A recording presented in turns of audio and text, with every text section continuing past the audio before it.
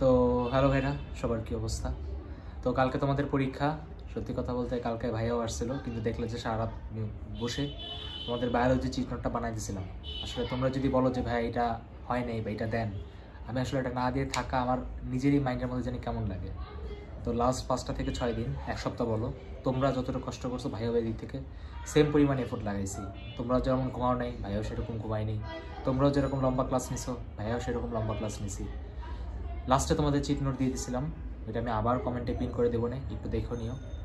আর কালকে তোমাদের পরীক্ষা, সো আমি একটু পরেই তোমাদের চট্টগ্রামের উদ্দেশ্যে রওনা দিব। সকালে সবার সাথে দেখা হবে, পরীক্ষার আগে দেখা হবে। 11টা 15 তোমাদের পরীক্ষা। তো লাস্টে কি বলবো, আসলে আমার মাথায় আসতেছিল না, কিন্তু সত্যি কথা বা প্র্যাকটিক্যাল কথা যেটা, যে তোমরা সবাই চান্স পাবে না, সিট সংখ্যা লিমিটেড। কিন্তু তোমরা ফিজিক্সের লেকচার দেখছো প্রায় 70,000 মানুষ জন্য। তো আমি জাস্ট তোমাদের জন্য এতটুকু আশা করি যে যার যে প্রিপারেশন আসো, যাতে অ্যাটলিস্ট সেটাতেই যাতে তোমরা বেস্ট পেয়ে আসো। কথা বুঝতে পারছো? হয়তো বা কেউ চিন্তা করতেছে ভাই আমি 190 পাবো, পাও। কেউ হয়তো বা চিন্তা করবে ভাই 70 পাবো, পাও, কোনো সমস্যা নেই। কেউ হয়তো বা জাস্ট একটা পাসিং নাম্বার পাবে, হয়তো বা তার ফেলের অবস্থা ছিল, ঠিক আছে? তাহলে লাস্টে হলো তোমরা যে যেখান থেকেই আসো সেই বেস্টটা দিয়ে আসো, ঠিক আছে ভাই? যদি কোনো কারণে ভাই চট্টগ্রাম ভার্সিটিতে না চান্স পাও, এটাই হবে ভাই, ঠিক আছে? তোমরা যতজন ভিডিওটা দেখতেছো, কিছু ভাগ্যবান মানুষ পাবে, কিছু মানুষ পাবে না। কখনো রেজাল্ট দিয়ে নিজের হার্ডওয়ার্ককে জাজ করবো না, এটা আমি সবসময় লেকচারে বলছি, আমি আজকে আবারও বলতেছি, ঠিক আছে? Allah always have better plans for you, ঠিক আছে? কিছু না কিছু তোমার জন্য সে করে নিবেই, ঠিক আছে? সামনে আরও যদি মনে হয় যে ভাই অ্যাডমিশন জার্নিতে আসে, হ্যাঁ ঠিক আছে, সমস্যা নেই ভাইয়া, সামনেও কষ্ট করবো তোমাদের জন্য। অ্যাগ্রি আছে, গুচ্ছ আছে, রাজশাহী ভার্সিটিতে চেষ্টা করবো শেষ পর্যন্ত ফাইট দিয়ে যাবো।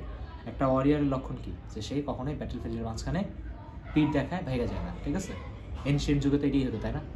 তুমি মারা যাও, পাস করো, যাই করো, কোনো সমস্যা নেই, কিন্তু ব্যাটেল ফিল্ডের মধ্যে থাকতে হবে।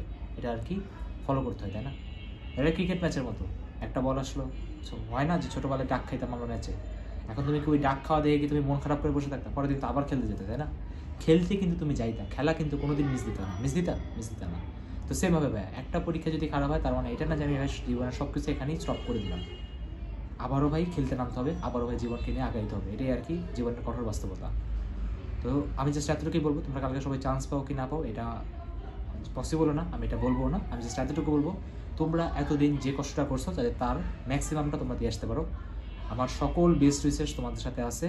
জীবনে যদি একটা ভালো কাজও করে থাকি, যাতে ওইটার দোয়া যাতে তোমরা পাও, ঠিক আছে? এই উইশেসটা তোমাদের জন্য আমি করলাম। আশা রাখি তোরা কালকে সেরা একটা এক্সাম দিয়ে আসবে, এবং এই চট্টগ্রাম ভার্সিটির এক্সাম তোদের আজীবন মনে থাকবে, যে ভাইয়ের সাথে কষ্ট করছিলাম, সব কিছু দিয়েছিলাম, আর কালকের এক্সামে ফাটাই দিয়ে আসছি। তো দেখা হবে কালকে। আর সবাই আবারও বলি, ঠান্ডা মাথায় পরীক্ষা দিস, কখনো কোনো তাড়াহুড়া করবি না। ভাইয়া কালকে থাকবো, তুই দেখা করিস, সমস্যা নেই, ভাইয়া যাবো না, তোমাদের জন্য ভাইয়া আসতেছি, ঠিক আছে? আর নিজের বেস্টটা দিয়ে আসিস, এতটুকুই। সবাই ভালো থাক, খুশি থাক, দেখা হবে কালকে।